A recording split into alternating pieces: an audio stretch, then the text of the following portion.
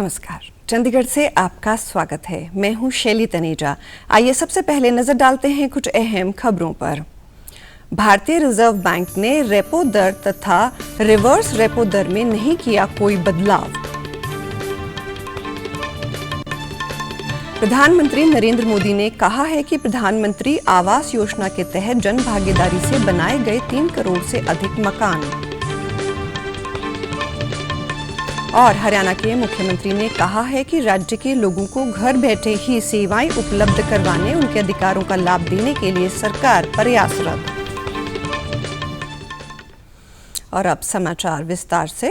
भारतीय reserve bank ने अपनी प्रमुख ब्याज दरों में कोई बदलाव नहीं किया है।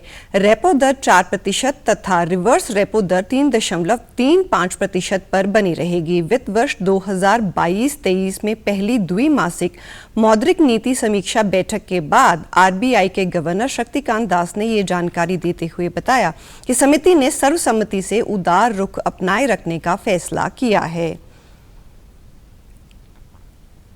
The primary reasons are the crude oil having gone up to 100 in 20 to 130 as I had mentioned, then they have moderated, but we have assumed a price of $100 per barrel.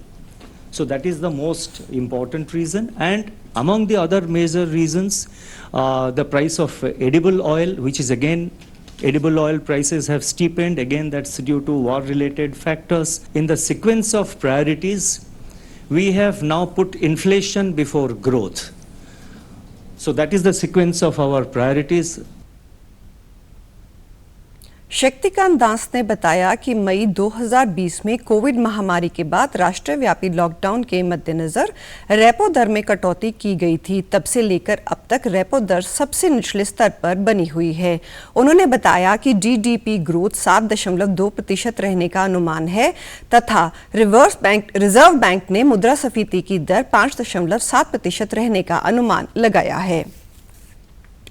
प्रधानमंत्री मुद्रा योजना के आज 7 वर्ष पूरे हो रहे हैं। प्रधानमंत्री नरेंद्र मोदी ने 8 अप्रैल 2015 को इस योजना का शुभारंभ किया था। इसका उद्देश्य गैर निगमित और गैर कृषि लघु तथा सूक्ष्म उद्यमों को 10 लाख रुपए तक का ऋण उपलब्ध करवाना है। योजना की शुरुआत से अब तक 18,60,000 करोड़ रुपए के 34 करोड़ 42 लाख से अधिक ऋण स्वीकृत किए जा चुके हैं। इनमें से 68% ऋण महिला उद्यमियों को दिए गए हैं। वित्त मंत्री निर्मला सीतारमण ने कहा कि प्रधानमंत्री मुद्रा योजना के तहत स्वीकृत किए गए कुल ऋण में से 51% से अधिक ऋण अनुसूचित जाति, अनुसूचित जनजाति और अन्य पिछड़े वर्ग के लोगों को दिया गया है। मुद्रा योजना के आज 7 वर्ष पूरे होने पर सीतारमण ने कहा कि सामाजिक न्याय की ये योजना प्रधानमंत्री नरेंद्र मोदी की परिकल्पना सबका साथ सबका विकास की सच्ची भावना के साथ चलाई जा रही है। उन्होंने कहा कि इस योजना ने विशेष रूप से छोटे व्यवसायों के लिए एक अनुकूल माहौल बनाने और जमीनी स्तर पर बड़ी संख्या में रोजगार के अवसर पैदा करने में मदद की है। प्रधानमंत्री नरेंद्र मोदी ने कहा है कि सरकार देश के हर गरीब को एक पक्का मकान मुहैया करवाने का अपना संकल्प पूरा करने में महत्वपूर्ण उपलब्धि तक पहुंच गई है। एक ट्वीट संदेश में उन्होंने कहा कि 3 करोड़ से अधिक मकान बनाने का लक्ष्य जन भागीदारी से ही संभव हो पाया है। ये मकान मूलभूत सुविधाओं से युक्त हैं और महिला सशक्तिकरण का प्रतीक बन गए हैं। प्रधानमंत्री आवास योजना ग्रामीण के तहत 2 करोड़ 52 लाख और प्रधानमंत्री आवास योजना शहरी के अंतर्गत 58 लाख से अधिक मकान बनाए गए हैं। राष्ट्रव्यापी टीकाकरण अभियान के अंतर्गत अब तक 185 करोड़ 38 लाख से अधिक कोविड रोधी टीके लगाए जा चुके हैं। स्वास्थ्य मंत्रालय ने बताया कि कल 16,80,000 से अधिक टीके लगाए गए। संक्रमण मुक्त होने की दर इस समय 98.76% है। कल 1200 से अधिक लोग कोविड संक्रमण से मुक्त हुए। अब तक 4 करोड़ 25 लाख से अधिक लोग कोविड उपचार के बाद स्वस्थ हो चुके हैं। कल 1100 लोगों में संक्रमण की पुष्टि हुई। इस समय 11,492 संक्रमितों का उपचार चल रहा है। अब तक 79 करोड़ 29 लाख से अधिक परीक्षण कराए जा चुके हैं। कल 4,53,000 से अधिक नमूनों की जांच की गई। स्वास्थ्य मंत्रालय ने बताया कि अब तक राज्यों और केंद्र शासित प्रदेशों को 187 करोड़ 3 लाख से अधिक कोविड रोधी टीके केंद्र की निःशुल्क और राज्य सीधी खरीद की श्रेणी के तहत उपलब्ध करवाए गए हैं। मंत्रालय ने बताया कि राज्य और केंद्र शासित प्रदेशों के पास अब भी 16 करोड़ 36 लाख टीके उपलब्ध हैं। राष्ट्रीय व्यापी टीकाकरण अभियान के तहत केंद्र, राज्यों और केंद्र शासित प्रदेशों को कोविड रोधी टीके निःशुल्क उपलब्ध करा रहा है। टीकाकरण के अगले चरण में केंद्र देश में बनाए जा रहे टीकों में से 75% राज्यों और केंद्र शासित प्रदेशों को निःशुल्क उपलब्ध करवाएगा। पंजाब के मुख्यमंत्री भगवंत मान ने राज्य के सभी सेवा केंद्रों तथा सांझ केंद्रों के समय में वृद्धि के आदेश दिए हैं। मुख्यमंत्री द्वारा दिए गए आदेशों के अनुसार अब ये केंद्र रविवार को भी कार्यशील रहेंगे और ये लोकहितैषी निर्णय इस माह 15 अप्रैल से लागू हो जाएगा। मुख्यमंत्री ने कहा कि ये कदम लोगों को नागरिक केंद्रित सेवाएं समय पर मुहैया करवाने के साथ साथ सुचारू ढंग से मुहैया करवाने में भी मददगार होगा। एक सरकारी प्रवक्ता ने जानकारी देते हुए बताया कि सेवा केंद्रों तथा सांझ केंद्रों का समय सोमवार से शुक्रवार तक 2 घंटे बढ़ाकर सुबह 8 बजे से शाम 6 बजे तक होगा, जबकि इस समय ये केंद्र सुबह 9 बजे से शाम 5 बजे तक खुले रहते हैं। लोग शनिवार तथा रविवार को भी सुबह 8 से शाम 4 बजे तक सेवाएं ले सकेंगे। हरियाणा के मुख्यमंत्री मनोहर लाल ने चंडीगढ़ में आयोजित राज्य स्तरीय समारोह के दौरान आयुष्मान भारत योजना, वृद्धावस्था पेंशन, परिवार पहचान पत्र के माध्यम से राशन कार्ड बनाना इत्यादि योजनाएं राज्य के लोगों को समर्पित की। उन्होंने इस अवसर पर कहा कि प्रत्येक नागरिक को घर बैठे ही सेवाएं तथा अधिकारों का लाभ मिले, इसके लिए सर्वप्रथम पंक्ति में खड़े अंतिम व्यक्ति के उत्थान का संकल्प लिया गया। राज्य सरकार ने ई गवर्नेंस की मदद से मानवीय हस्तक्षेप को कम करने व भ्रष्टाचार पर अंकुश लगाने के लिए कई नई प्रणालियां शुरू की, जिसमें से नागरिक केंद्रित सेवाओं का परेशानी मुक्त वितरण सुनिश्चित हुआ है।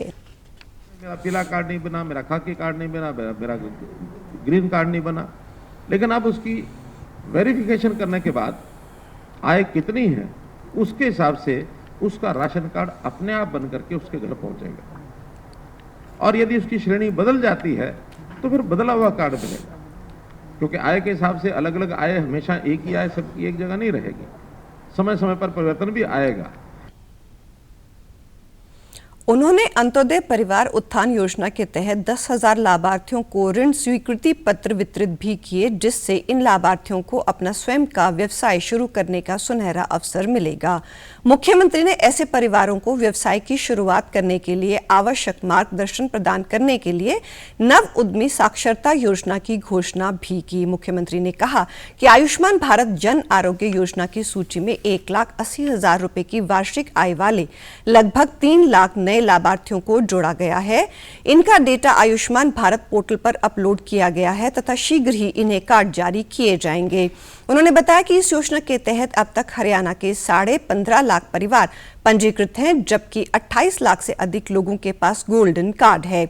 मुख्यमंत्री ने वृद्धावस्था पेंशन तथा राशन कार्ड का लाभ परिवार पहचान पत्र के माध्यम से मिलने की घोषणा भी की। हरियाणा के स्वास्थ्य मंत्री अनिल विज ने कहा कि जरूरतमंद विशेषकर दिव्यांगजनों की सहायता करनी चाहिए। उन्होंने पंचकूला में विशेष Olympic Bharat national health fest कार्यक्रम में मुख्य अतिथि के तौर पर शिरकत करते हुए कहा कि हम सब समाज के देनदार हैं। समाज का कर्ज उतारने के लिए जरूरतमंदों की सहायता करने के साथ साथ दिव्यांगजनों का पूरा सहयोग करना चाहिए। ऐसे लोगों की सहायता करने के लिए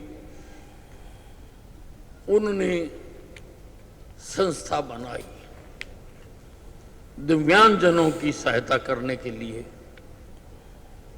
क्योंकि इनको बहुत सहायता की आवश्यकता है। कई बार घर वाले भी इन पर ध्यान देना छोड़ देते हैं, घर वाले भी इनको वो तवज्जो नहीं देते जो देनी चाहिए। स्वास्थ्य मंत्री ने कहा कि हरियाणा में दिव्यांगजनों के लिए कई कार्यक्रम चलाए जा रहे हैं। दिव्यांगजनों को प्रेम तथा स्नेह की आवश्यकता होती है, इसलिए समाज के लोगों को अपने दायित्व को निभाते हुए ऐसे लोगों की सहायता करनी चाहिए। उन्होंने कहा कि दिव्यांगजनों की मदद के लिए कुछ संस्थाएं तथा लोग अपनी भूमिका निभा रहे हैं। इसी कड़ी में भाजपा के राष्ट्रीय अध्यक्ष JP नड्डा की धर्मपत्नी मल्लिका नड्डा द्वारा दिव्यांगजनों की मदद के लिए विशेष Olympic Bharat national health fest कार्यक्रम करवाया जा रहा है। प्रधानमंत्री नरेंद्र मोदी ने इस महीने की 24 तारीख को आकाशवाणी से प्रसारित होने वाले मन की बात कार्यक्रम के लिए लोगों से विचार और सुझाव आमंत्रित किए हैं। ये मासिक रेडियो कार्यक्रम की 88वीं कड़ी होगी। श्री मोदी ने एक ट्वीट में कहा कि मन की बात कार्यक्रम के जरिए बिल्कुल जमीनी स्तर पर बदलाव लाने वाले असाधारण अनुभव साझा करने का मौका मिलता है। प्रधानमंत्री ने कहा कि लोग MyGov और नमो ऐप पर सुझाव भेज सकते हैं या 1800117800 पर अपने विचार रिकॉर्ड करा सकते हैं।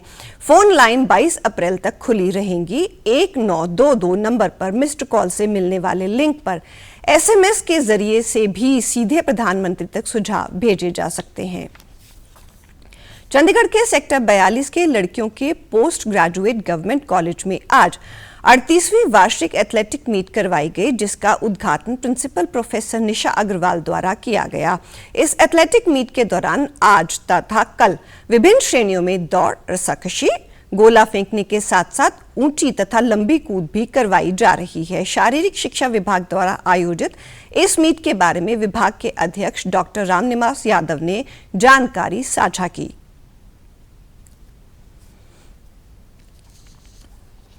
और भारत की आज़ादी अमृत महोत्सव में जितने भी उनके प्रोग्राम फिटनेस के रिगार्डिंग आते हैं, योगा, क्विज, हम लोग सभी इवेंट्स कंडक्ट करते हैं। ये प्योरली इंटर कॉलेज मीट है। ये जैसे इंटर कॉलेज हो गया पंजाब यूनिवर्सिटी का, तो उसमें सभी कॉलेज पार्टिसिपेट करते हैं।